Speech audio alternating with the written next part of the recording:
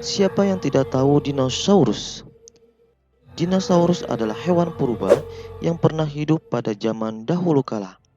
Katanya, ya, karena kita belum bisa menarik kesimpulan mereka ada sebelum kita atau tidak, karena belum melihat bukti nyata akan adanya mereka.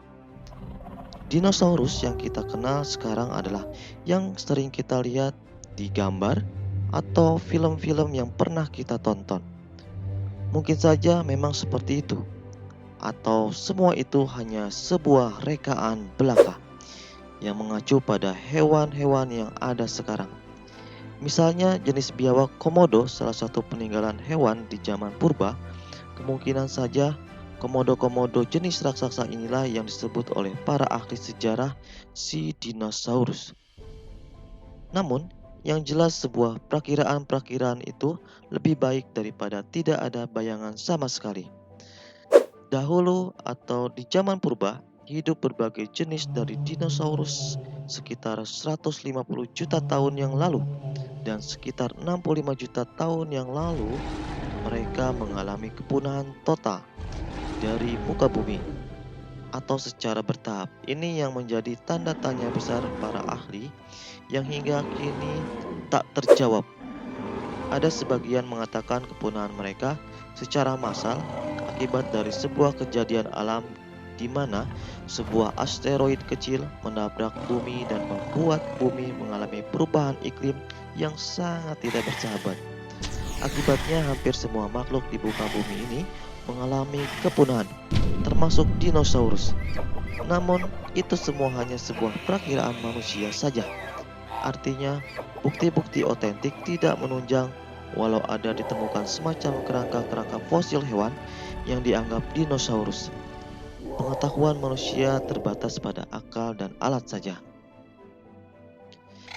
Ketika para arkeolog memutuskan untuk menelusuri sejarah dinosaurus dan kepunahannya, mereka berpendapat bahwa para kada raksasa hidup di masa Triasik, sekitar 231 juta tahun yang lalu, di mana pada saat itu mereka adalah makhluk bertulang belakang atau vertebrata. Catatan fosil mengatakan bahwa burung-burung modern yang ada saat ini berevolusi dari dinosaurus theropoda selama masa Jurassik. Beberapa burung selamat dari kepunahan sekitar 66 juta tahun yang lalu, dan keturunannya melanjutkan garis silsilah dinosaurus hingga saat ini. Dalam perjalanan untuk menelusuri sejarah dinosaurus dan kepunahannya, para arkeolog berlomba-lomba untuk menciptakan nama bagi spesies aneh yang baru pertama kali mereka temukan. Akhirnya pada tahun 1842, seorang paleontologis bernama Sir Richard Owen menyarankan kata dinosaurus yang ia gunakan untuk merujuk kepada sebuah subordo dari reptil saurian. Kata tersebut berasal dari bahasa Yunani, deinos yang berarti menyeramkan, hebat, dan sauros yang berarti reptil atau kadal.